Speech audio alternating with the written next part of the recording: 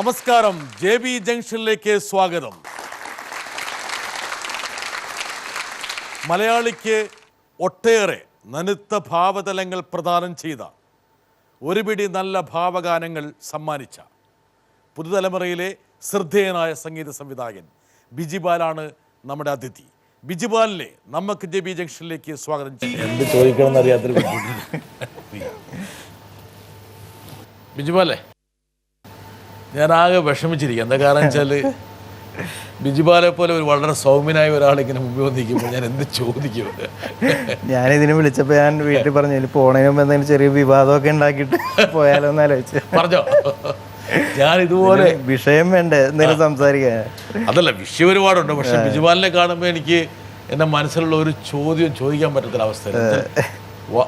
എന്താ പറയുക, ഒരു കുഞ്ഞു മുയലിരിക്കുന്ന പോലെ അത്ര സൗമ്യ ഭാവത്തില്. ഇതൊരു തട്ടിപ്പാണോ ഈ സൗമ്യഭാവം? അതാണ് എനിക്ക് അറിയേണ്ട കാര്യം. തട്ടിപ്പൊക്കെയാണ്. ഞാൻ ഈ സൗമ്യത ഞാൻ പ്രകടിപ്പിക്കുന്ന സൗമ്യനാണെന്ന് ഞാൻ വിചാരിക്കുന്നില്ല. അത് തട്ടിപ്പാണോന്ന് ചോദിച്ചാൽ അതും പറയാൻ പറ്റില്ല. കാരണം ഞാൻ ബോധപൂർവ്വം ഒരു തട്ടിപ്പ് ചെയ്യാണെന്ന് ഞാൻ വിചാരിക്കുന്നില്ല. പക്ഷെ ഒരാൾക്കും ബിജിപാലിനെ അറ്റാക്ക് ചെയ്യാൻ പറ്റില്ല. എന്താ കാരണം വെച്ചാൽ ഇങ്ങനെ ഒരാളെ വാക്കുകൾ കൊണ്ടോ പ്രവൃത്തികൾ കൊണ്ടോ ഒന്ന് അല്ലെങ്കിൽ ഒന്ന് നോക്കി ഒന്ന് എന്താ പറയാ, അടിയറവ് പറയാനാണ് പണ്ടേ എൻ്റെ ഒരു വിജയമായിട്ട് പിൻവാങ്ങും. അവിടെ നിന്ന് വിട്ടുകളയും. ഞാൻ ഒരു സംഘർഷ സ്ഥലത്ത് ഒരിക്കലും ഇല്ല. ഈ പിന്നെ വിദ്യാഭ്യാസ സമയത്തൊക്കെ ഒരുപാട് പരിപാടികളിലൊക്കെ പങ്കെടുക്കുമല്ലോ. അപ്പൊ ഈ കലാജീവിതമാണെങ്കിൽ തന്നെ അവിടെയും സംഘർഷമുണ്ട്. സംഘർഷം എന്ന് പറഞ്ഞാല് പണ്ട് തൊട്ടേ ഈ മത്സരത്തിനൊക്കെ പോയായിരുന്നു. പക്ഷേ പലപ്പോഴും സമ്മാനം പോലും എൻ്റെ ഒരു വിഷയമായിരുന്നില്ല. അത് ഒരു എക്സാജറേറ്റ് പറയല്ല. ഈ കോളേജ് ഡേയ്സിലൊക്കെ സുഹൃത്തുക്കളുമായിട്ടുള്ളൊരു സമ്പർക്കം തന്നെയായിരുന്നു. അതിനത് ഈ യൂത്ത് ഫെസ്റ്റിവലിനൊക്കെ പോകുമ്പോഴും അതിനുള്ള എനർജി എന്ന് പറയുന്നത് അതായിരുന്നു. അപ്പോൾ ആ സമയത്ത് സമ്മാനം കിട്ടുമോ ഇല്ലയോ, ആ ടെൻഷൻ വളരെ കുറവായിരുന്നു. ബിജിപാൽ എൻ്റെ വളരെ ജൂനിയർ ആയിരിക്കണം. അതെ, പ്രായം കൊണ്ട് വളരെ ചെറുപ്പമാണ്. മാത്രമല്ല എനിക്കറിയാവുന്ന ഒരുപാട് ആൾക്കാർ ബിജിപാലിനെ കുറിച്ച് ഒരുപാട് കാര്യം എൻ്റെ അടുത്ത് പറഞ്ഞിട്ടുണ്ട്. അപ്പോൾ അത് പ്രകാരം ബിജിപാൽ വിദ്യാർത്ഥിയായിരിക്കുന്ന സമയത്ത് കലാരംഗത്ത്, അഭിനയ രംഗത്ത്, പാട്ടിൻ്റെ രംഗത്ത്, വയലിൻ്റെ രംഗത്തൊക്കെ നന്നായിട്ട് വിഹരിച്ചിട്ടുണ്ട്. പക്ഷെ അവിടെ ഒന്നും ഒരു വീറും വാശി ഉണ്ടായിരുന്നില്ല. ഇല്ല, ഈ പറഞ്ഞ ഞാൻ ചെറുപ്പത്തിൽ വളരെ ഇൻട്രോവേർട്ടായിട്ടുള്ളൊരു ആളായിരുന്നു. ഇൻട്രോവേർട്ട് എന്ന് പറഞ്ഞാൽ ഒന്നും മിണ്ടില്ല, വേഗം വീട്ടിൽ വരിക, സ്കൂളിൽ പോയി കഴിഞ്ഞാൽ ഉടനെ വീട്ടിൽ വരിക, എങ്ങനെയെങ്കിലും വീട്ടിലെത്തുക എന്ന് പറയുന്നൊരു.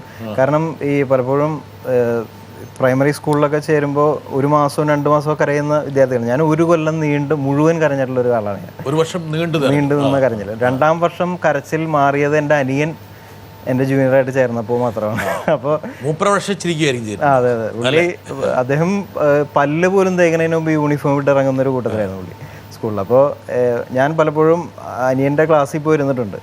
അപ്പോൾ അത്തരം ഒരു എന്താണ് എന്നെ ഹോണ്ട് ചെയ്യുന്നത് എനിക്ക് അറിയില്ല. ഭയമാണോ, ഈ അന്തർമുഖത്വം എന്ന് പറയുന്നത് അതിൻ്റെ ലെവൽ എന്താ? ഒരുപക്ഷെ ഈ കലാരംഗത്ത് പ്രവർത്തിക്കണമെങ്കിൽ കുറച്ചും കൂടി ഒരു എക്സ്ട്രോവേർട്ട് ആയിരിക്കണം. ഒരുപാട് ആൾക്കാരായിട്ട് ബന്ധപ്പെടും. അത് ഞാൻ ബോധപൂർവ്വം കോളേജിൽ വെച്ച് ശ്രമിച്ചതാണ്. അതിൻ്റെ ഒരു ഈ വിദ്യാർത്ഥി നമ്മുടെ സഹജീവികളുടെ സമ്പർക്കം മൂലം അധ്യാപകർ, അങ്ങനെ പിന്നെ ഞാൻ ഇലക്ഷന് നിൽക്കുക, അങ്ങനെയുള്ള കാര്യങ്ങൾ എല്ലാത്തിലും ചേരും. പെയിന്റിങ്, കൊളാഷ്, അങ്ങനെയുള്ള ശ്രമിച്ചു. അങ്ങനെയാണ് ഇതിൽ നിന്ന് കുറെ ഇപ്പോഴും അങ്ങനെ പൂർണ്ണമായിട്ട് മോചിതനായിട്ടില്ല. അല്ല, ഇത്രയും മതിയെന്ന് എനിക്ക് തോന്നുന്നു. കാരണം ഇതാകുമ്പോൾ വലിയ ശല്യമില്ല, മറ്റുള്ളവർക്ക് ലൗഡർ അല്ലെന്ന് തോന്നുന്നു. ഇപ്പൊ ഇത്രയും എത്തിയത് ഇനിയിപ്പോൾ കൂടുതൽ ലൗഡർ ആയി കഴിഞ്ഞാൽ ഗുണവും ദോഷവും ഉണ്ടെന്ന് തോന്നുന്നു. ഗുണം ഉണ്ട് തീർച്ചയായിട്ടും, പക്ഷെ ദോഷം എന്ന് പറഞ്ഞാൽ എപ്പോഴും ഒരു ഓവർ എക്സ്പോസ്ഡ് ആകുക, അല്ലെങ്കിൽ പിന്നെ നമുക്ക് നമ്മുടെ വീടിന്റെ മുന്നിൽ കൂടെ ഒക്കെ കയ്യിലും കുത്തി നടക്കുക എന്നൊക്കെ പറയുന്ന ഒരു സുഖമുള്ളൊരു കാര്യമാണ്. അതൊക്കെ ശരിയാണ് ബിജിപാൽ. എന്നാൽ പക്ഷേ ബിജിപാലിനെ പോലെ ടാലന്റഡ് ആയിട്ടുള്ള ഒരു സംഗീതജ്ഞൻ ഒരു പക്ഷേ നിങ്ങൾ ആഗ്രഹിച്ചില്ലെങ്കിലും ഒരു പ്രൊഫൈലിൽ ഒരുപാട് മാറ്റം സംഭവിച്ചുകൊണ്ടിരിക്കും.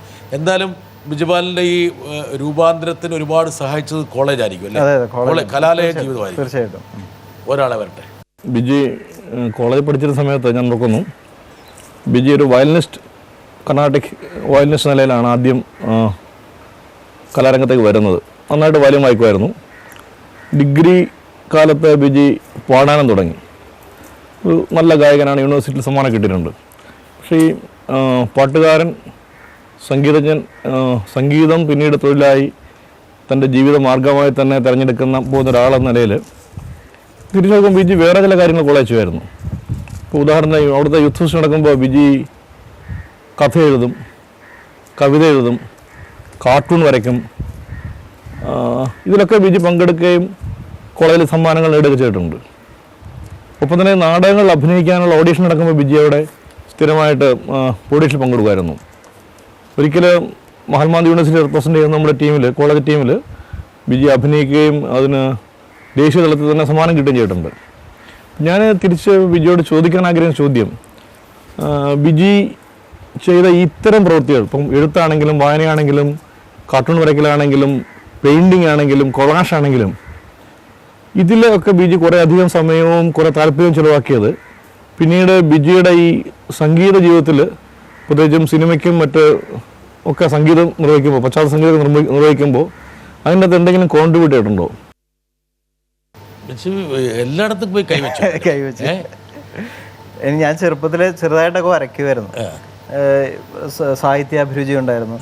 അപ്പോൾ പക്ഷേ അതിലൊന്നും മാസ്റ്ററല്ല ഞാൻ. പാട്ട് എന്താ എഴുതാത്തതെന്ന് പലരും ചോദിക്കുമ്പോൾ ഞാൻ പറയും, എന്നേക്കാൾ നല്ലോണം പാട്ട് എഴുതുന്ന ആൾക്കാരുണ്ട്. ഇപ്പോൾ പനച്ചൂരാൻ്റെ, റഫീഖ് അഹമ്മദിൻ്റെ ഒക്കെ പാട്ട് കേൾക്കുമ്പോൾ ഞാൻ ഞെട്ടിപ്പോവാറുണ്ട് വായിക്കുമ്പോൾ. അപ്പോൾ ആ ലെവലിൽ നമുക്ക് എഴുതാൻ പറ്റിയില്ല, പിന്നെ നമ്മൾ എഴുതാൻ പോരുതെന്നുള്ളതാണ് എൻ്റെ ഒരു നിലപാട്. പക്ഷേ എങ്കിലും ആ എഴുതാനുള്ള കഴിവ് ഒരുപക്ഷെ സംഗീതത്തെ കുറച്ചും കൂടി പരിപോഷിപ്പിച്ചിട്ടുണ്ടാവും. അല്ല, ഒരു ആർട്ടിസ്റ്റ് എന്നുള്ള രീതിയിൽ നമ്മൾ എപ്പോഴും സെൻസിബിളായിട്ട് നിൽക്കുക എന്ന് പറയുന്ന ഒരു സെൻസിറ്റിവിറ്റി ഭയങ്കരമായിരുന്നു. അത് കുറയ്ക്കുക എന്ന് പറയുന്ന ഒരു പെടാപ്പാട് പെട്ടിട്ടുണ്ട്. പക്ഷെ ഞാൻ ബിജുപാലിനെ ഒരു നാടകാഭിനയത്തിൻ്റെ ഒരു വഴിയിൽ എനിക്ക് സങ്കല്പിക്കാൻ സാറ് ചന്ദ്രനാഥ് സാർ എന്ന് പറയുന്നത് ഒരു എക്സ്പെരിമെൻ്റൽ തിയേറ്ററിൽ നാഷണൽ അവാർഡൊക്കെ മേടിച്ചിട്ടുള്ള സാറാണ് പലവട്ടം. ലോകധർമ്മി എന്ന് പറയുന്ന ഒരു നാടക സംഘമുണ്ട്, അദ്ദേഹം കെമിസ്ട്രി പ്രൊഫസറാണ് കോളേജിൽ. അപ്പോൾ അദ്ദേഹത്തിൻ്റെ കൂടെ മ്യൂസിക്കായിട്ടും പിന്നീട് ഈ കോളേജിൻ്റെ അവസാന പഠനകാലത്ത് ഞാൻ അഭിനയിക്കാനൊക്കെ ശ്രമിച്ചു. അപ്പോൾ സാറ് തന്നെ എന്നെ പിന്തിരിപ്പിച്ചിട്ടുണ്ട് പലപ്പോഴും. പക്ഷെ ഞാൻ വെറുതെ അത് കയറി കൂടുക, അത് ചെയ്യുക എന്നൊക്കെ പറയുന്നൊരു ഇതായിട്ട് കൊണ്ടുവന്നത്. അത് എന്താ പറയുക, അത് എന്നെ പേഴ്സണലി ഹെൽപ്പ് ചെയ്തിട്ടുണ്ട്. അത് നാടക ലോകത്തെ ഭയങ്കരമായിട്ട് ഞാൻ ബുദ്ധിമുട്ടിച്ചിട്ടുണ്ടാകും. പക്ഷെ എന്നെ അത് പക്ഷേ നമ്മളിലൊരു ആത്മവിശ്വാസം നിറയ്ക്കുന്നതിലും. അതെ. എന്തായിരുന്നു അന്നത്തെ ബിജുപാലിൻ്റെ പ്രധാനപ്പെട്ട പാട്ടുകൾ ഏതായിരുന്നു? പാട്ടുകൾ ഞാൻ എൻ്റെ ഒരു കസിൻ ബ്രദറുണ്ട്, സുനിൽ എന്നാണ് പേര്. അദ്ദേഹം പാട്ട് എഴുതുമായിരുന്നു. ഞാൻ കോളേജിൽ പഠിക്കുമ്പോൾ സമയത്ത് അദ്ദേഹം പാട്ട് എഴുതരുത്, ഞാൻ മ്യൂസിക് ചെയ്യുക, അതൊന്നും വളരെ പരിപൂർണമായിട്ടുള്ള അവസ്ഥയിലായിരുന്നില്ല. അന്ന് അറിയാവുന്ന ഒരു രാഗം വെച്ചിട്ട് അത് കമ്പോസ് ചെയ്യും, വീട്ടുകാരെയൊക്കെ പാടി കേൾപ്പിക്കും. ഞങ്ങൾ തന്നെ വെറുതെ ഒരു മോണോ ടേപ്പ് റെക്കോർഡർ പാനസോണിക്കിൻ്റെ അതിൽ റെക്കോർഡ് ചെയ്യും, ഞങ്ങൾ തന്നെ റെക്കോർഡ് ചെയ്യും. അത്രയും ഉണ്ടായിരുന്നല്ലോ. പക്ഷേ കോളേജ് പോസ്റ്റ് ഗ്രാജുവേഷനൊക്കെ പഠിക്കുന്ന സമയത്ത് അതിന് കുറച്ചൊരു ഇവല്യൂഷൻ വന്നു എന്ന് എനിക്ക് തോന്നുന്നു. പാട്ടിന് കുറച്ചും കൂടി ഒരു ഭംഗി വന്നോ എന്നൊരു സംശയം തോന്നിയ സമയത്ത് ഞാനത് പോയി കോളേജ് യൂത്ത് ഫെസ്റ്റിവലിന് പാടി. അവിടെ നിന്ന് സെലക്ഷൻ കിട്ടിയപ്പോൾ MG യൂണിവേഴ്സിറ്റി യൂത്ത് ഫെസ്റ്റിവലിന് അത് തന്നെ പാടി. ഏത് പാട്ടാണ് പാടിയത് ബിജുപാൽ? അത് അന്ന് ചെയ്തത് ഇങ്ങനെ ബൈക്കുണ്ടോ അവിടെ എടുക്ക്. ഏതൊക്കെയാലും പഴയ കലാലയ ജീവിതത്തിലേക്ക് പോകണം നമുക്ക്. അപ്പോൾ അതിൻ്റെ ഭാഗമായിട്ടൊരു പാട്ടിൽ കൂടെ നോക്കാം.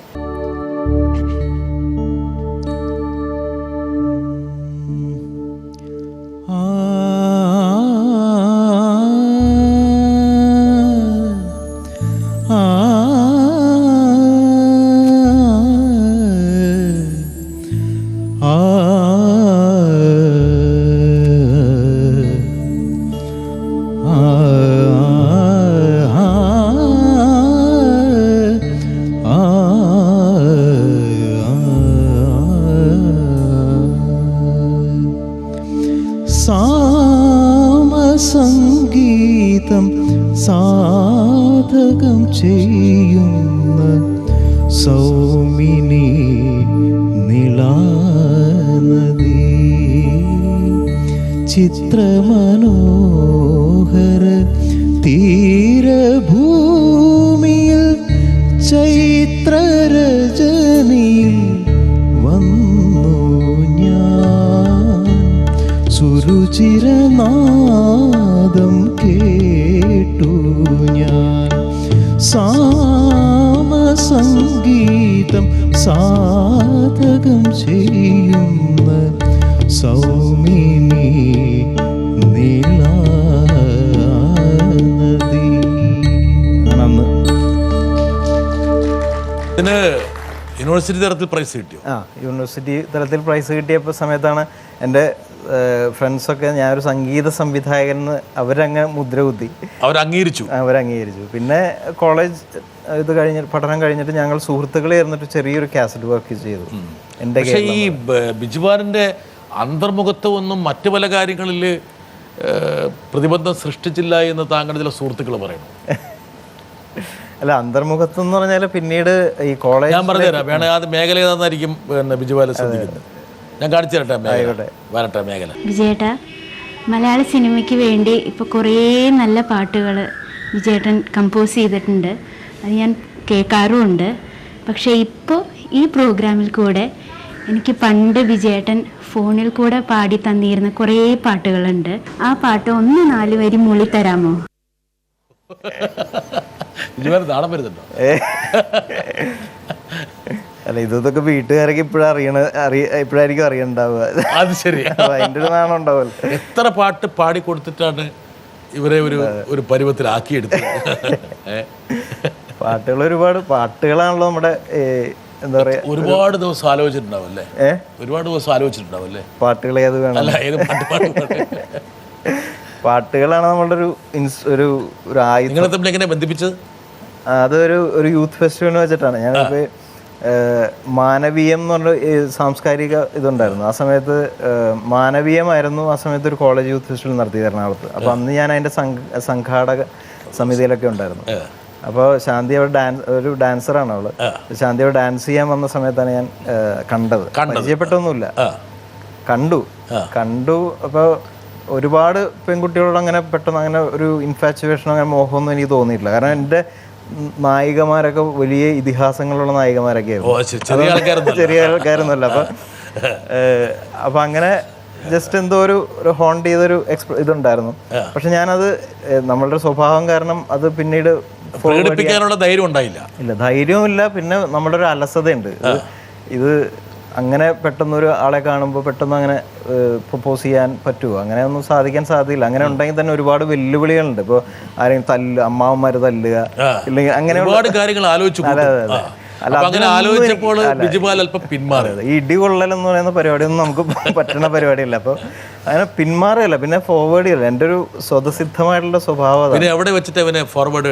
പിന്നെ സത്യം പറഞ്ഞാൽ അതൊരു കോയിൻസിഡൻസ് ആണ്. അത് എൻ്റെ കസിൻ ബ്രദർ അദ്ദേഹത്തിൻ്റെ ഫാമിലി ഫ്രണ്ടിൻ്റെ വീട്ടിൽ ഒരു പയ്യന് വയലിൻ പഠിക്കണമെന്ന് പറഞ്ഞു. അപ്പോൾ ഞാൻ പറഞ്ഞു പഠിപ്പിക്കാം, അവൻ വീട്ടിൽ വന്നോളും, നമ്മുടെ വീട്ടിൽ വന്നോളും, എന്നാലും ആദ്യത്തെ ഒന്ന് പോയി കാണാം എന്ന് പറഞ്ഞപ്പോൾ അമ്മയും ഇവനും പിന്നെ സിസ്റ്ററും മാത്രമേ ഉള്ളൂ, അവർ ഇവിടെ ജീവിക്കുകയാണ്. അപ്പോൾ ഞാൻ വെറുതെ ഇദ്ദേഹത്തിൻ്റെ ബുള്ളറ്റിൻ്റെ പിന്നിൽ കയറി പോകുമ്പോൾ ഞാൻ വിചാരിക്കുന്നത് സിസ്റ്റർ ഇവളാണെന്ന് ഞാൻ സങ്കല്പിക്കുകയാണ്.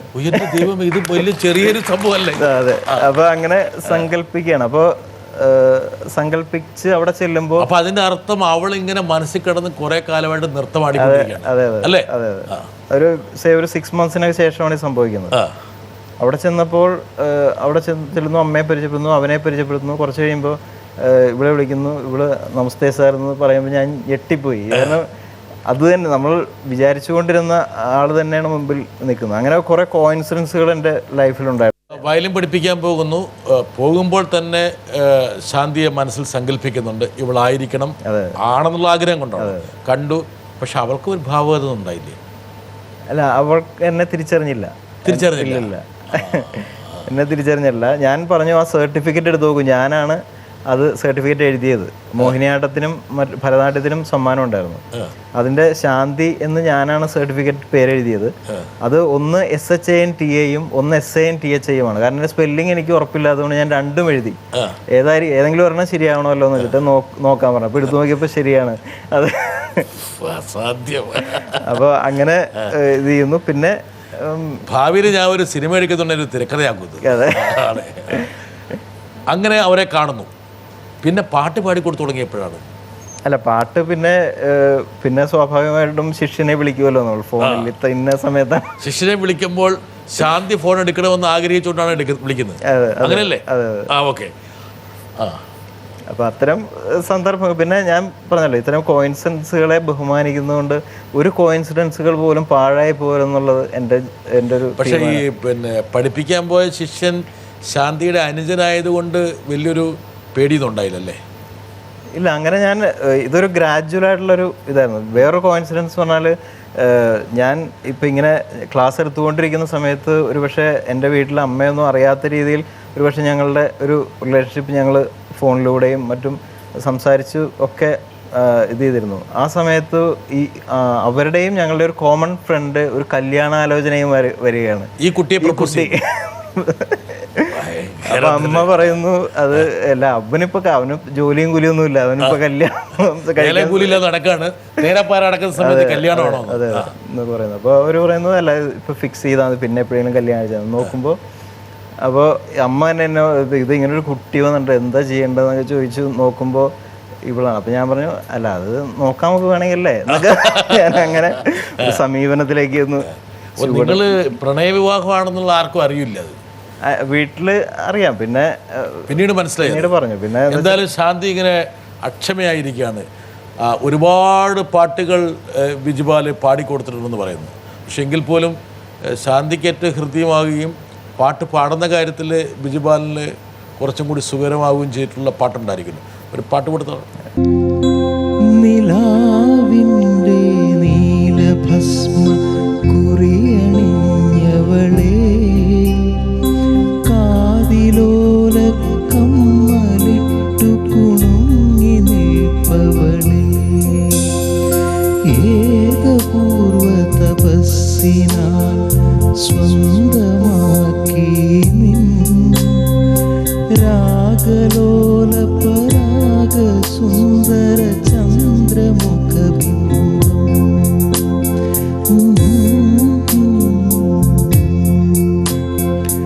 ലാ ലാ ലാ ലാ ലാ ലാ ലാ ലാ ലാ ലാ ലാ ലാ ലാ. മനസ്സിലുള്ള ഒരുപാട് സങ്കല്പങ്ങൾ ഒരു പാട്ടിലേക്ക് അങ്ങോട്ട് ആവാഹിച്ചു അല്ലേ? ടെലിഫോൺ കമ്പനിക്ക് ഒരുപാട് പൈസ കൊടുത്തു നിങ്ങൾ? ഇല്ല, അന്ന് ഒളിച്ചും പാത്തൊക്കെ. അന്ന് മൊബൈലില്ല, അന്ന് ലാൻഡ് ഫോൺ ആയിരുന്നു വീട്ടില്. അപ്പൊ ലാൻഡ് ഫോണില് സംസാരിക്കും. എന്തായാലും department of telecom Ernakulam region കുറച്ച് സമ്പന്നമായിട്ടുണ്ട്. അതെ. ബിജുപാലിൻ്റെ ഒരു ജീവിതരേഖ വലിയ ചെറുപ്പക്കാരനായതുകൊണ്ട് വലിയ നീണ്ട രേഖയൊന്നും ഇല്ല. എങ്കിൽ പോലും അതിലൂടെ ഒന്നും നമ്മൾ കടന്നു പോവുകയാണെങ്കിൽ സാധാരണഗതിയിൽ ആ കാലഘട്ടത്തിൽ ഏത് ചെറുപ്പക്കാരനെയും ബാധിച്ചിരുന്ന എല്ലാ പ്രശ്നങ്ങളും ആകൃതികളും എല്ലാം കൊണ്ടു നടന്ന ആളാണ്. പഠിക്കുന്നു, അതിൻ്റെ കൂടെ കുറേ ഈ പറഞ്ഞ കലാപരമായിട്ടുള്ള കസർത്തുകൾ, പിന്നെ തൊഴിലിനെ കുറിച്ചുള്ള ആശങ്കകൾ, ജീവിതം എങ്ങനെ പോകണമെന്നൊക്കെ എല്ലാം ആയിക്കണം. പക്ഷേ എന്തോ പെട്ടെന്നൊരു ജങ്ചറിൽ വരുമ്പോൾ ഒരു ബ്രേക്ക് ത്രൂ വരും. അതെ. എങ്ങനെ സാധിച്ചത്? അത് സിനിമ ഞാനും ഇപ്പം എൻ്റെ അനിയനൊക്കെ ആണെങ്കിലും എൻ്റെ വീട്ടിലൊക്കെ സിനിമ ഭയങ്കരമായിട്ട് ഫോളോ ചെയ്യുന്നൊരു ഫാമിലിയാണ്. അച്ഛനും അമ്മയൊന്നും അല്ലെങ്കിൽ പോലും എൻ്റെ കസിൻസ് എല്ലാവരും സിനിമയെക്കുറിച്ചും സിനിമാ ഗാനങ്ങളെക്കുറിച്ചും ഒരുപാട് സംസാരിക്കുന്ന ആൾക്കാരാണ്. എപ്പോൾ കണ്ടാലും ഇതിനെക്കുറിച്ചാണ് ചർച്ച, പാട്ടുകളെക്കുറിച്ചും. അപ്പോൾ പക്ഷേ ഇപ്പോൾ കമ്പോസ് ചെയ്യും, കോളേജ് പഠിക്കുന്നത്. പക്ഷേ സിനിമയിൽ ഒരു നാൾ കമ്പോസ് ചെയ്യുമെന്ന് ഞാൻ സ്വപ്നത്തിൽ പോലും കരുതിയില്ല. കാരണം അതിലുള്ള ഒരു മനുഷ്യൻ പോലും എൻ്റെ ഒരു 7 അയലത്ത് പോലും ഒരു സുഹൃത്ത് ബന്ധത്തിൽ എനിക്കുണ്ടായിരുന്നില്ല, കയ്യെത്താവുന്ന ദൂരത്തിലല്ലായിരുന്നു. പക്ഷേ എൻ്റെയും ശ്രീ ലാൽ ജോസിൻ്റെ ഒരു കോമൺ ഫ്രണ്ട് ശ്രീ രാജശേഖരൻ്റെ കോളേജിൽ വെച്ച് തന്നെ സുഹൃത്തായിരുന്നു. കോളേജിലെ ഷാജി സാറും ഒക്കെ ആയിട്ട് പരിചയത്തിൽ ലാൽ ജോസുമായിട്ട് അവർ പരിചയപ്പെടും. എപ്പോഴൊക്കെയോ അദ്ദേഹം ഒരു പരസ്യം ചെയ്തപ്പോൾ TV കൊമേഴ്ഷ്യൽ ചെയ്തപ്പോൾ അതിൻ്റെ മ്യൂസിക് വേണം. അന്ന് ഞാൻ TV കൊമേഴ്ഷ്യൽ മ്യൂസിക്കുകൾ ചെയ്യുമായിരുന്നു, പരസ്യങ്ങൾ. അപ്പോൾ അറിയാവുന്നൊരു സംഗീതജ്ഞനെ വിളിക്കാം, സിനിമയിൽ ചെയ്യുന്നവർ വേണ്ട, കാരണം കുറച്ച് പുതുമ വേണം എന്നൊക്കെ പറഞ്ഞിട്ട് എന്നെയാണ് അതിന് വേണ്ടി നിയോഗിക്കപ്പെട്ടത്. അപ്പോൾ അങ്ങനെ ചെയ്ത് അദ്ദേഹത്തിന് ഇഷ്ടപ്പെടുകയും അദ്ദേഹം ഇങ്ങോട്ട് ആവശ്യപ്പെടുക. ഞാൻ അങ്ങോട്ട് ചോദിക്കാനുള്ളൊരു ഇതുണ്ട്, കാരണം ചോദിച്ചാൽ എങ്ങും എത്തില്ലെന്ന് എനിക്കറിയാം. പക്ഷെ അദ്ദേഹത്തിൻ്റെ ഒരു വലിയ മനസ്സുകൊണ്ടാണ് അദ്ദേഹം ചോദിച്ചത്, നീ പാട്ടുകളൊക്കെ ചെയ്യുമെന്ന് ചോദിച്ചു. നമ്മൾ ഇടയ്ക്കൊക്കെ ചെയ്യാറുണ്ടെന്ന് പറഞ്ഞു. അപ്പോൾ നീ ഒരു സിറ്റുവേഷൻ തരാം, നീ ഒരു പാട്ട് നമുക്ക് നോക്കാം എന്നൊക്കെ പറഞ്ഞു. അങ്ങനെ സിറ്റുവേഷൻ തന്ന് ഞാനൊരു പാട്ട് ചെയ്തു. 2-3 ഓപ്ഷൻസ് ചെയ്തു. ഒരെണ്ണം പറഞ്ഞു ഇത് ഇങ്ങനെയല്ല വേണ്ടത്, അങ്ങനെയാണെന്നൊക്കെ പറഞ്ഞിട്ട് അങ്ങനെ 2-3 ഓപ്ഷൻസ് ചെയ്ത് അതിനുശേഷം അദ്ദേഹത്തിന് ഇഷ്ടപ്പെട്ടു. പക്ഷെ പറഞ്ഞു അത് ഈ പടത്തിൽ ഇപ്പം ചെയ്യുന്ന പടത്തിൽ ക്ലാസ്മേറ്റ്സിന് വേണ്ടിയിട്ടാണ് ചെയ്യുന്നത്. അതെ, ക്ലാസ്മേറ്റ്സ് എൻ്റെ സിറ്റുവേഷനാണ് അദ്ദേഹം തന്നത്. അപ്പോൾ പക്ഷേ അദ്ദേഹം പറഞ്ഞു ഇപ്പം നീയല്ല ഈ പടത്തിന് ചെയ്യുന്നത്, പക്ഷേ ഉടനെ നമുക്കൊരു പടം ചെയ്യാം എന്ന് പറയും. ക്ലാസ്മേറ്റ്സിൻ്റെ ചെറിയൊരു TV ജിങ്കിൾ എന്നെ കൊണ്ട് ചെയ്യിച്ചു അദ്ദേഹം. അങ്ങനെ ഒരു വളർന്നൊരു, പിന്നെ അടുത്ത സിനിമ തന്നെ അദ്ദേഹം എനിക്ക് തരികയാണ് ചെയ്തത്. അപ്പം ഒരു സിനിമയിലേക്കുള്ളൊരു കാൽവെപ്പാണ് ലാൽ ജോസിൻ്റെ ഭാവത്തിൽ വന്നത്. അതെ അതെ, അത് എനിക്ക് തോന്നുന്നു ലാൽ ജോസ് ഇല്ലായിരുന്നു ഞാൻ സിനിമയിൽ ഒരിക്കലും ചെയ്യുമെന്ന് ഞാൻ വിചാരിക്കുന്നില്ല. കാരണം ഞാൻ ഒരാളോട് അവസരം ചോദിക്കാനുള്ളൊരു മൈൻഡ് സെറ്റ് എനിക്കുണ്ടായിരുന്നില്ല. പിന്നീടും ഞാൻ ആരോടും ചോദിച്ചിട്ടില്ല. കാരണം അത് ഞാൻ വിചാരിക്കുന്നത് ലാൽ ജോസിനെ തന്നെ അവഹേളിക്കുന്നതിന് തുല്യമായിരിക്കുമെന്ന് ഞാൻ വിചാരിക്കുന്നത്. കാരണം ഒരാളോട് വരട്ടെ 20 വർഷത്തിലേറെയായി ഞാനും ബിജിയും നല്ല സൗഹൃദത്തിലാണ്. പണ്ട് കോളേജിൽ പഠിച്ചുകൊണ്ടിരിക്കുന്ന കാലം മുതലേ ബിജി ലൈറ്റ് മ്യൂസിക്കിലും വയലിനിലും യൂണിവേഴ്സിറ്റി തലത്തിൽ തന്നെ വളരെ ശ്രദ്ധിക്കപ്പെട്ട ഒരു വ്യക്തിയാണ്. അതിനുശേഷം അറബിക്കഥ എന്ന ബിജിയുടെ ആദ്യ സിനിമയുടെ മ്യൂസിക് ഡയറക്ഷന് വേണ്ടി ലാൽ ജോസ് അദ്ദേഹത്തിനോട് സംസാരിക്കാൻ വരുമ്പോൾ ആ ബിജിയുടെ കൂടെ ആ സമയത്ത് ഞാനും ഉണ്ടായിരുന്നു. അന്ന് അദ്ദേഹം പറഞ്ഞത്, നാളികേരത്തിൻ്റെ നാട്ടിൽ എനിക്കൊരു നാഴിയിടങ്ങഴി മണ്ണുണ്ട് എന്ന പാട്ടിൻ്റെ ഫീല് വരുന്ന തരത്തിൽ വളരെ നൊസ്റ്റാൾജിക് ആയിട്ടുള്ള ഒരു മ്യൂസിക്കാണ് എനിക്ക് ആവശ്യം, എൻ്റെ സിനിമയിൽ ആവശ്യം എന്ന് അദ്ദേഹം പറഞ്ഞപ്പോൾ ആ അറബിക്കഥയിലെ പാട്ട് കേരളത്തിലെ ജനങ്ങളാകെ സ്വീകരിക്കുന്ന ഒരു വലിയ ഹിറ്റാക്കി മാറ്റുവാൻ ബിജിക്ക് സാധിച്ചു. അതിനുശേഷം ബിജി നിരവധിയായിട്ടുള്ള സിനിമകളിൽ സൂപ്പർ ഹിറ്റ് ഗാനങ്ങൾ ഒരുക്കുവാൻ ബിജിക്ക് സാധിച്ചിട്ടുണ്ട്. അതിനുശേഷം അദ്ദേഹം നാഷണൽ അവാർഡ് വരെ മേടിക്കുന്ന ഒരു സാഹചര്യം ഉണ്ടായി. ബിജിയോട് എനിക്ക് ചോദിക്കാനുള്ളത്, ഈ പൊസിഷനിൽ നിൽക്കുമ്പോഴും പഴയ ആ വളരെ സന്തോഷകരമായ ആ ഓർമ്മകളെ എങ്ങനെയാണ് ബിജി നോക്കിക്കാണുന്നത് എന്നാണ്. സനൽ ഞാൻ പഠിച്ച സമയത്ത്, ഞാൻ ആർട്സ് ക്ലബ് സെക്രട്ടറി ആയിരുന്ന സമയത്ത് സനൽ ജനറൽ സെക്രട്ടറി ചെയർമാനായിരുന്നു. അതിനുശേഷം യൂണിവേഴ്സിറ്റി യൂണിയൻ ചെയർമാനായി സനൽ. പിന്നീടും പൊളിറ്റിക്സിൽ സജീവമല്ലെങ്കിൽ കൂടി പൊളിറ്റീഷ്യൻസുമായിട്ടും നല്ല ബന്ധമുള്ള ആളാണ് സനൽ. ഇന്നും വളരെ വാമായിട്ടുള്ള സൗഹൃദം സൂക്ഷിക്കുന്ന ഒരു വ്യക്തിയാണ് സനൽ. അപ്പോൾ അന്നത്തെ ഒരു സൗഹൃദ കൂട്ടായ്മ ഞാൻ നേരത്തെ പറഞ്ഞ പോലെ ആ ഒരു സമയത്തെ സൗഹൃദമാണ് എൻ്റെ ഒരു ക്യാരക്ടറിനെ ശരിക്കും മോൾഡ് ചെയ്തതെന്ന് ഞാൻ വിചാരിക്കുന്നു. ധൈര്യം തന്നു. ധൈര്യം എന്ന് പറഞ്ഞാൽ ഇപ്പോൾ അത് ടു ദി ഏത് അറ്റം വരെയാണെന്ന് എനിക്ക് പറയാൻ പറ്റില്ല. ധൈര്യം എന്ന് പറഞ്ഞാൽ ഒരു സമയത്ത് ഒരാളോട് സംസാരിക്കുന്ന ആള്, ഞാൻ ആ ഭാഗത്തു നിന്ന് തന്നെ ഒളിച്ചോടി പോകുന്ന ഒരു വ്യക്തി, ഏതൊരു വ്യക്തിയോടും സംസാരിക്കാനുള്ളൊരു ധൈര്യവും, അതും ഏറ്റവും പീസ് ഓഫ് മൈൻഡിലും ഏറ്റവും കോൾഡ് ബ്ലഡിലും സംസാരിക്കാനുള്ളൊരു ധൈര്യം എന്നത് ആ ലൈഫാണ്.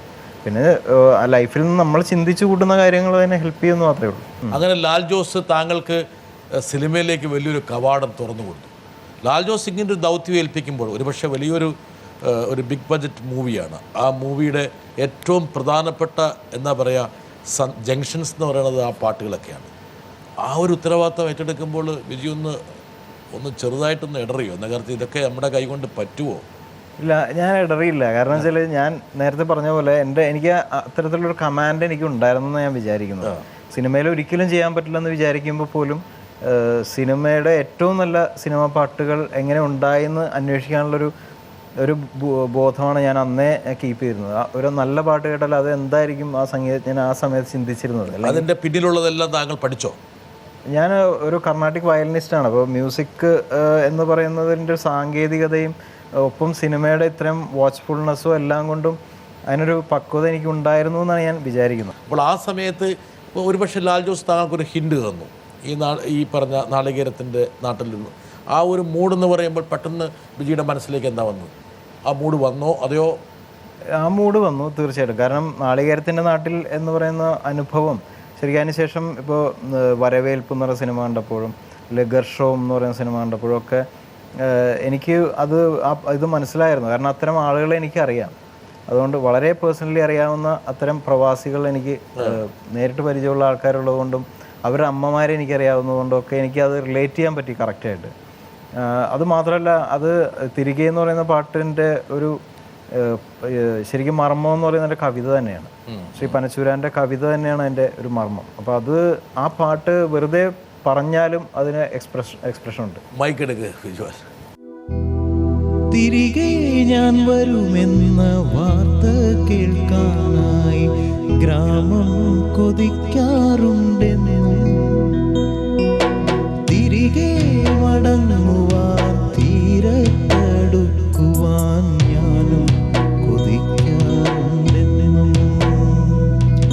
വിടുവായ തവളകൾ പതിവായി കരയുന്ന നടവരം ഓർമ്മയിൽ കണ്ടു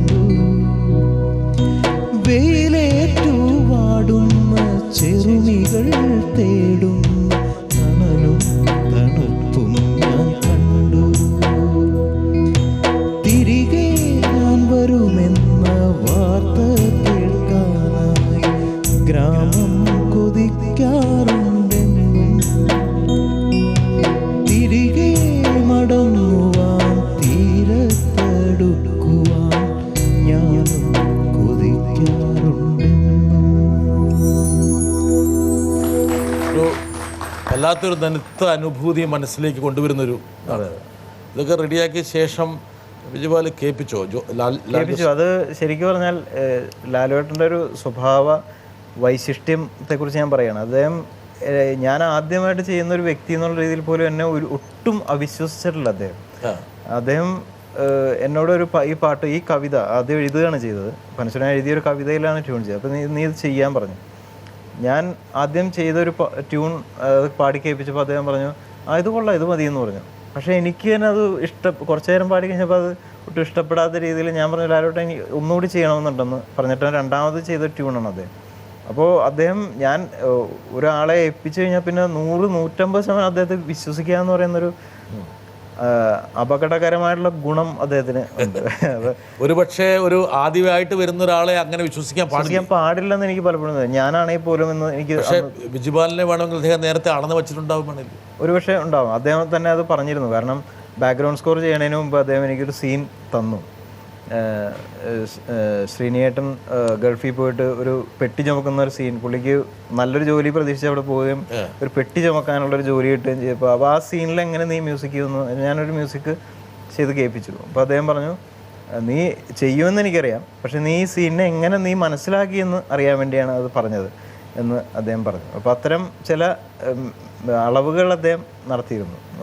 ഇവിടെ വരേണ്ട ഒരാളുണ്ട്, വരട്ടെ. ബിജിനെ ഞാൻ ആദ്യമായിട്ട് കാണുന്നത് ലാൽ ജോസിൻ്റെ അരികിൽ വെച്ചാണ്. അവിടെ നിന്ന് അങ്ങോട്ട് ഞങ്ങൾ ഒരുമിച്ചാണ് ഒരുമിച്ചാണ് പല പടങ്ങളും ചെയ്തു തുടങ്ങിയതും വന്നതുമൊക്കെ. ഇപ്പോൾ ഈയിടെയായിട്ട് ഞങ്ങൾ ഒരുമിച്ച് കുറേ പടങ്ങൾ ചെയ്യുന്നില്ലെങ്കിലും ഞങ്ങൾ ഒരുമിച്ചാണ് തുടങ്ങിയത് എന്ന് ഓർക്കുമ്പോഴാണ് ഞങ്ങൾക്ക് ഓർമ്മിക്കാൻ ഒരുപാട് കാര്യങ്ങളുണ്ട്.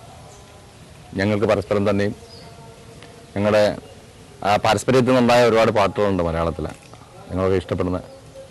അതിലൊരു സന്തോഷമുണ്ട് ബിജുപാലിനോട് ബിജുപാലിനോട് ഇങ്ങനെ സംസാരിക്കാൻ കഴിഞ്ഞു തന്നെ. എന്തൊരു പടച്ചൂരാൻ്റെ മനസ്സെന്തൊരു ദുഃഖമുള്ള പോലെ പോകുന്നുണ്ട്. ദുഃഖം അദ്ദേഹത്തിന് അലട്ടുമെന്ന് എനിക്ക് തോന്നുന്നില്ല. എന്നാൽ പോലും ദുഃഖം എനിക്കാണുള്ളത്, എന്നെപ്പോലുള്ള സുഹൃത്തിനാണുള്ളത്. കാരണം പനച്ചൂരാനെ പോലെ കവിത്വവും ഒരു വൈകാരികതയും ഒരു ഇൻറ്റൻസ് ആയിട്ടുള്ള വൈകാരികതയും ഉള്ളിലുള്ള ആൾക്കാർ വളരെ കുറവാണ്. പോയറ്റ്സ് വളരെ കുറവാണ്. കവിത്വം, ഭാഷ ഞാൻ ഒരുപാടുണ്ടാവും, അല്ലെങ്കിൽ വാക്ക്, ഈ പദസമ്പത്ത് എന്നൊക്കെ പറയുന്നത് അത് ഒരുപാടുള്ള കവികളുണ്ടാവും. പക്ഷേ വൈകാരികമായിട്ട് പാട്ടെഴുതാൻ, കവിഭാവനയോടെ പാട്ടെഴുതാൻ പറ്റുന്ന ആളുകൾ വളരെ കുറവാണ്. അതിലൊരാളാണ് പനച്ചൂരാൻ. അദ്ദേഹം സിനിമയിൽ നിന്ന് മാറിയിരിക്കുന്ന ഒരു പക്ഷേ എന്നെപ്പോലുള്ളൊരു ആൾക്കൊരു നഷ്ടമാണെന്നാണ് ഞാൻ വിചാരിക്കുന്നത്. ഈ അറബിക്കഥ ബിജുപാലിൻ്റെ ജാതകം അങ്ങോട്ട് മാറ്റിക്കുറിച്ചു. ഒരുപക്ഷെ ഒരു സംഗീത സംവിധായകനും കിട്ടാത്ത വലിയൊരു ബ്രേക്ക് ആ ചെറുപ്രായത്തിൽ കിട്ടി. ഒന്ന് അമ്പരന്ന് പോയോ? അമ്പരപ്പ് എനിക്ക് കാലം തന്നില്ല എന്ന് എനിക്ക് തോന്നുന്നു. കാരണം അറബിക്കഥ ചെയ്ത് ഒരു 2 വർഷം കഴിഞ്ഞപ്പോഴും അറബിക്കഥ എന്നുള്ള അതിലെ പാട്ടുകൾ ഞാനാണ് ചെയ്തതെന്ന് പല പൊതുജനത്തോട് പറഞ്ഞാൽ അവരൊന്നും വിശ്വസിച്ചിട്ടില്ല. അങ്ങനെ ഒരു കാര്യമുണ്ട്. കാരണം എനിക്ക് ഇപ്പോൾ ജാസി ഗിഫ്റ്റിനെ പോലുള്ള മ്യൂസീഷ്യൻ ലജ്ജാവതിയെ ചെയ്തപ്പോൾ ഉണ്ടായിരുന്നൊരു വല്ലാത്തൊരു ജാസി ഗിഫ്റ്റ് എന്ന് പറയുന്നത്, അങ്ങനെ ഒരു ഹൈപ്പൊന്നും എനിക്ക് അറബിക്കഥ തന്നിട്ടില്ല. അത് ബിജുപാൽ പക്ഷേ താങ്കളുടെ നേച്ചറിൻ്റെ ഭാഗമായിരിക്കും. താങ്കൾ വളരെ സൗമ്യനായിട്ട് ഉൾവലിക്കുന്നൊരു സ്വഭാവക്കാരനായി ഒരുപക്ഷെ ആയിരിക്കാം. ഞാൻ അത് അഡ്രസ്സ് ചെയ്തില്ല, ഞാനാണ് ചെയ്തത് എന്ന് ഞാൻ എപ്പോഴും അഡ്രസ്സ് ചെയ്യണമായിരുന്നു തോന്നുന്നു. പക്ഷെ അത് കുറവായിരുന്നു. അതുകൊണ്ട് മാർക്കറ്റ് ചെയ്യുന്നതിൽ കുറച്ച് പരാജയം ഉണ്ടോ? ഇല്ല, പരാജയമായിട്ട് ഇതൊക്കെ ഒരു, ഞാൻ നേരത്തെ പറഞ്ഞ ഒരു തട്ടിപ്പിൻ്റെ ഒരു തന്ത്രമായിട്ട് കണ്ടാൽ മതി. കാരണം ഏതായാലും ഇവിടം വരെ എത്തിയത് തന്നെ ഒരുപാട് ലാഭകരമായിട്ടുള്ളൊരു ബിസിനസ്സാണെന്ന് എനിക്ക് തോന്നുന്നു. പക്ഷേ ബിജുപാല അരങ്ങേറ്റ ചിത്രം തന്നെ അതിൻ്റെ ഭാഗമായിട്ടൊരു ആ വർഷം തന്നെ 3 പടം കിട്ടി അല്ലേ? 3 ചിത്രങ്ങൾ ആ വർഷം ശരിക്കും അറബിക്കഥ എൻ്റെ ഓർമ്മയിൽ എനിക്ക് തോന്നുന്നു അറബിക്കഥ കഴിഞ്ഞിട്ട് ബാക്ക്ഗ്രൗണ്ട് സ്കോർ ചെയ്തു. അതെ, ബാക്ക്ഗ്രൗണ്ട് സ്കോർ ചെയ്തു. അപ്പോൾ രഞ്ജിത്ത് സാറൊക്കെ ശരിക്കും ലാലുവേട്ടനുമായിട്ടുള്ള സൗഹൃദവും, അതിനു മുമ്പ് കയ്യൊപ്പ് എന്ന് പറയുന്ന സിനിമയ്ക്ക് ഞാൻ ഒരു പ്രൊമോഷൻ സോങ് ചെയ്തു അദ്ദേഹമായിട്ട്. അങ്ങനെ പിന്നെ അദ്ദേഹത്തിൻ്റെ ഒരു പരസ്യം ഞാൻ ചെയ്തു. അങ്ങനെ ഒരു ഇതുണ്ടായിരുന്നു. അപ്പോൾ ഒരു പുതിയ ഒരാൾ, പിന്നെ ലാൽ ജോസ് ഇൻട്രൊഡ്യൂസ് ചെയ്യുന്നു എന്ന് പറയുമ്പോൾ അതിനകത്തൊരു മൂല്യം വേറെ ആൾക്കാർ കാണുമെന്നാണ് ഉണ്ടാവും. അപ്പോൾ അതിൻ്റെ ഒരു വാല്യൂ. പിന്നെ ജോഷി സാറിൻ്റെ നസ്രാണി എന്ന് പറയുന്ന സിനിമ ഉടനെ തന്നെ ചെയ്തു. അങ്ങനെ ഒരു മൂവ്മെൻ്റ് ആ ഒരു ഭാഗത്ത് ഉണ്ടായിരുന്നു. ഒരു കണ്ടിന്യൂറ്റി നഷ്ടപ്പെടാതെ വർക്കുകൾ വന്നു തുടങ്ങിയിരുന്നു. അതിനുശേഷമാണ് കമൽ സാറ് വിളിച്ചത് മിന്നാമിനി കൂട്ടം എന്ന് പറഞ്ഞ സിനിമ ചെയ്യാൻ. അതിനിടയിൽ മറ്റേ ഡാഡി കൂളും മറ്റേ അതതിന് ശേഷമാണ്, അതിനുശേഷം മിന്നാമിനിക്കൂട്ടത്തിന് ശേഷമാണ്. മിന്നാമിനി കുടിച്ച ശേഷമാണ്. ഡാഡി കൂൾ മുതലാണ് ശരിക്കും ഒരു ഫ്രീ ഫ്ലോ എന്ന് പറയുന്ന രീതിയിൽ ഇല്ലാതെ സിനിമ വന്നുകൊണ്ടിരുന്നത്. സിനിമ ഒരു 6 സിനിമ ആ കൊല്ലം തന്നെ ചെയ്തു. അതിനുശേഷം പിന്നെ ബെസ്റ്റ് ആക്ടർ പോലെയുള്ള സിനിമ. അതിനുശേഷം പിന്നെ തുടർച്ചയായിട്ട് ചിലപ്പോൾ ഒരു ബാക്ക്ഗ്രൗണ്ട് സ്കോർ അടക്കം ചിലപ്പോൾ ഒരു 10ഉം 11ഉം ഒക്കെ വെച്ച് സിനിമ ഒരു വർഷം ചെയ്തു. കഴിഞ്ഞ കൊല്ലം 16, കൊല്ലം 17. അങ്ങനെ കേരള കഫേയുടെ ടൈറ്റിൽ സോങ്ങും ബിജുപാൽ. അതെ അതെ അതെ. അത് വളരെ വലിയ ശ്രദ്ധ ആകർഷിച്ചൊരു നമ്പറായിരുന്നു. നമുക്കൊന്ന് കഥയ മമ കഥകളതിസാദരം കഥകളതിസാദരം പല കോടി ജന്മങ്ങൾ കുമിളകളായുണർന്നുടയും കഥാസരിൽ സാഗര സീമയിൽ കഥകളാകുന്നു നാം അറിവിലയെങ്കിലും അഥവാ തിരിച്ചറിഞ്ഞെന്നാലും അറിയുകില്ലുൾക്കഥ കഥകളാൽ നിപൃതമീ പ്രകൃതിയും കഥയ മമ കഥകളതിസാദരം കഥകളതിസാദരം.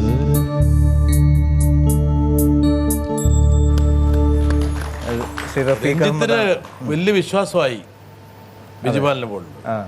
പിന്നീട് പാലേരി മാണിക്യത്തിന്റെയും ടൈറ്റിൽ സോങ് ബിജുപാലിലേക്ക് അതെ.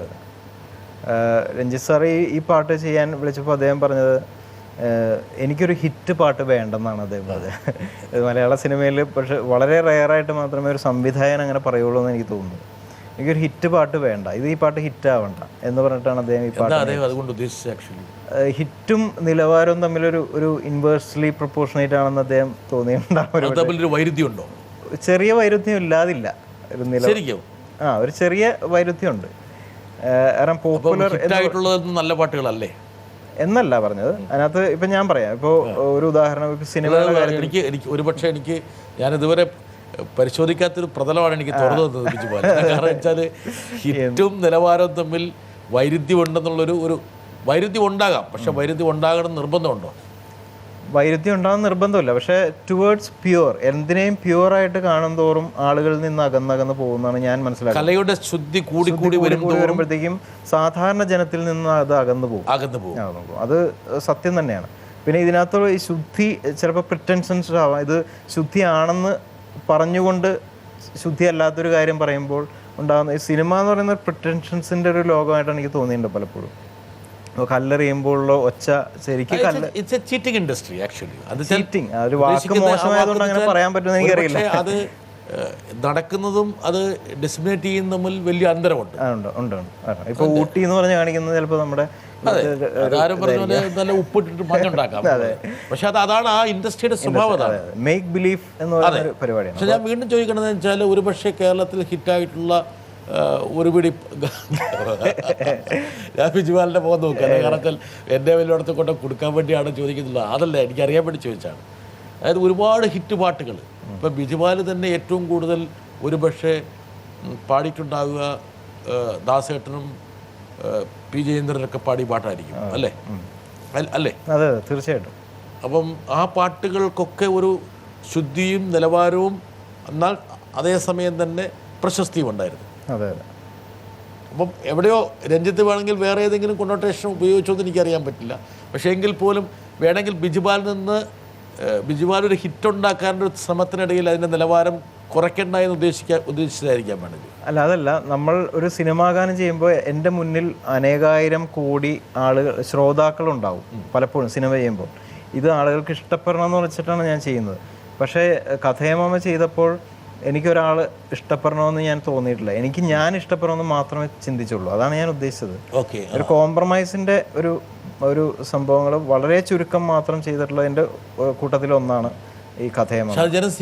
സ്വീകരിച്ചു എന്ന് പൂർണ്ണമായിട്ടും പറയാൻ പറ്റില്ല. അതൊരു സെൻസേഷണൽ ഹിറ്റോ അല്ലെങ്കിൽ അത് കൊണ്ടാടപ്പെട്ട ഒരു പാട്ടല്ല. അത് വളരെ റെയർ ആയിട്ടുള്ള ഒരു വളരെ ചെറിയൊരു ഗ്രൂപ്പിന് മാത്രം ഇഷ്ടപ്പെടുന്ന ഒരു പാട്ടാണ്. എങ്കിലും ആ സിനിമയിൽ ഒരു മർമ്മം പോലെ അത് വരുന്നുണ്ട്. തീർച്ചയായിട്ടും ഉണ്ട്. അതിനെ ഒന്ന് ചുറ്റി വരിയുന്നൊരു സാധനമാണ്. അതെ. പിന്നെ ആ പാട്ട് ശ്രദ്ധിക്കപ്പെടുകയും ചെയ്തു. അതെ, ശ്രദ്ധിക്കപ്പെട്ടു. ഒരു പക്ഷെ ആ ഒരു ജോണറിൽ ഒന്ന് സംഭാവന ചെയ്യാൻ വേണ്ടിയായിരിക്കും രഞ്ജിത്ത് ഒരു പക്ഷേ ആയിരിക്കും. അതെ. എന്തായാലും ആ ഒരു കമന്റ് എനിക്ക് ഇഷ്ടപ്പെട്ടു. അല്ലാതെ ഇൻസ്പയർ ചെയ്ത ഒരു കമന്റാണ് അദ്ദേഹത്തിന്റെ. ഒരു സംഗീത സംവിധായകന് പരിപൂർണ്ണ സ്വാതന്ത്ര്യം കൊടുത്തതാണ്. അതെ അതെ അതെ. പക്ഷെ അങ്ങനെ വല്ലപ്പോഴും ഒക്കെ അല്ലേ കിട്ടാറുള്ളൂ. അത്രയും മതി എന്നാണ് എനിക്ക് തോന്നുന്നത്. അത്രയും അപരിമേയമായിട്ടുള്ള സ്വാതന്ത്ര്യം സംഗീത സംവിധാനം കിട്ടണമെന്നില്ല. നമ്മൾ പലപ്പോഴും നമ്മളുടെ സിറ്റുവേഷനാലും അതിൻ്റെ ഒരു പ്രതലത്താലും ഒക്കെ നമ്മൾ വരിഞ്ഞ് മുറുക്കപ്പെടണം, എന്നാലേ അതിനു വേണ്ടിയുള്ള പാട്ട് വരുള്ളൂ. പണ്ടത്തെ പാട്ടുകൾ ഇപ്പോഴത്തെ പാട്ടുകൾ തമ്മിൽ ഇപ്പോൾ നിലവാരത്തെക്കുറിച്ച് ഡിബേറ്റ് വരുമ്പോഴും എനിക്ക് തോന്നിയിട്ടുള്ള പണ്ടത്തെ പാട്ടുകളിൽ ഒരു പാട്ട് ചെയ്യുന്നു, പിന്നെ അത് സിനിമയിൽ ഉൾക്കൊള്ളിക്കാൻ പെടാപ്പാട് പെടുന്നൊരു സംവിധായകനും എന്നുള്ള രീതിയിലൊക്കെ പലപ്പോഴും പാട്ട് അങ്ങോട്ട് മുളച്ചു നിൽക്കുക. അപ്പോൾ മുളച്ച് ഇപ്പം ഭഗവാൻ ഭഗവത്ഗീതയിൽ പാടി ഈ സംഭവം സിനിമയിൽ എന്താ ചെയ്യേണ്ടത്, ഒരു കൈമലർത്തി നിൽക്കുന്ന സംവിധായകൻ, കവിയുടെ ഒരു ദാർശനിക ഭാവവും അതുപോലെ ഒരു സംഗീത സംവിധായകന്റെ സ്വച്ഛന്തമായ ഒരു പ്രവാഹവും കൊണ്ട് സംവിധായകന്റെ തലയിൽ പടത്തിന്റെ മുകളിൽ പാട്ട് പോവുകയാണ്. അല്ലേ? അങ്ങനെ പോകേണ്ട കാര്യമില്ല. സിനിമാ പാട്ടുകൾ അങ്ങനെ പോകേണ്ട കാര്യമില്ല. സിനിമാ പാട്ടുകൾ സിനിമയിലെ തന്നെ പാട്ടാണ്. അതിനുള്ള സ്വാതന്ത്ര്യം ഇന്ന് സംഗീത സംവിധായകർക്ക് കിട്ടുന്നില്ല. അത് കിട്ടണമെന്ന് ഞാൻ പറയില്ല. അത് ചെയ്യണമെങ്കിൽ നമുക്ക് വേറെ മാധ്യമങ്ങളുണ്ട്. ലളിതഗാനങ്ങളുണ്ട്, ഗസൽസ് ഉണ്ട്, സുഗമ സംഗീതം, ശാസ്ത്രീയ സംഗീതം, അർത്ഥശാസ്ത്രീയ സംഗീതം, എത്രയോ ജോണേഴ്സ് ഉണ്ട്. സിനിമയിൽ മാത്രം നമ്മളുടെ ധാർഷ്ട്യം കൊണ്ടുവരേണ്ട കാര്യമില്ലെന്നാണ്. ബിജുപാൽ പാലേരി മാണിക്യത്തിൽ വേറൊന്നും കൂടി സംഭവിച്ചു. ബിജുപാലിന്റെ ശബ്ദം കൂടി രഞ്ജിത്ത് വാങ്ങി. അതെ, രണ്ടും വാങ്ങി. ഒന്ന് വൈക്ലഭ്യം പറഞ്ഞോ എനിക്ക് പറ്റില്ല, അല്ലെങ്കിൽ ഇത് വേണോ? അങ്ങനെ പറഞ്ഞില്ല. കാരണം അത് വളരെ സ്പോണ്ടേനിയസ് ആയിട്ട് നടന്നൊരു പാട്ടാണ്. പെട്ടെന്ന് അത് TP രാജീവൻ അദ്ദേഹത്തിൻ്റെ ഇതിലുള്ളൊരു കവിതയാണ്, ഒരു ഫിക്ഷനിലുള്ള കവിതയാണ്. അത് ഡയറക്ടർ പറഞ്ഞു എന്നോട്, നീ ഇതൊന്ന് ചെയ്തു വെച്ചോളൂ, ബാക്ക്ഗ്രൗണ്ട് സ്കോറിൻ്റെ ഇടയിലൊക്കെ നമുക്ക് യൂസ് ചെയ്യാം, ഈ കവിതയും കൂടി ചെയ്താൽ. ഞാൻ ചെയ്തു. അത് ചെയ്തപ്പോൾ അദ്ദേഹം പറഞ്ഞു, ഇത് നമുക്കൊരു പ്രൊമോഷൻ സോങ് ആക്കാം, നീ തന്നെ പാടിയാൽ, അതിന് സമയമൊന്നുമില്ല, നമുക്ക് ബാക്ക്ഗ്രൗണ്ട് സ്കോർ ചെയ്യുന്ന സമയത്താണ് ചെയ്തത്, നീ തന്നെ പാടിയാൽ എന്ന് പറഞ്ഞു. ഉടനെ ഒരു 2 ദിവസം കൊണ്ട് കമ്പോസ് ചെയ്ത് പാടി ഓർക്കസ്ട്ര ചെയ്ത് മിക്സ് ചെയ്ത് മാസ്റ്റർ ചെയ്തൊരു പാട്ടാണ് ശരിക്കും അത്.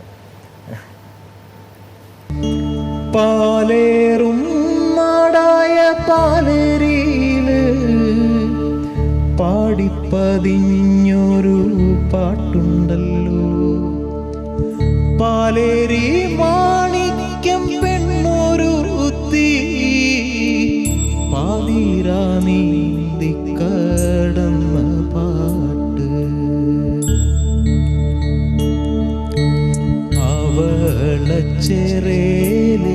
അവളച്ചേരേലിനൊപ്പം നീന്തി തുടിച്ചു വളർന്ന പെണ്ണ്, കയ്യൂരെ കാട്ടിലെ മാനിൻ്റൊപ്പം തുള്ളി കളിച്ചു വളർന്ന പെണ്ണ്, കുഞ്ഞോറക്കുന്നിന്നടിവാരത്തിൽ തുമ്പപ്പൂച്ചിരിയും നുണക്കുഴിയും ആകാശചന്ദ്രന്റെ വീട്ടിൽ നിന്ന് സമ്മാനം കിട്ടിയ കണ്ണും മൂക്കും കബഡിമണി പോലെ പൊക്കിൽ കൂടി പൂവിരിയും പോലെ ചുണ്ടും പല്ലും.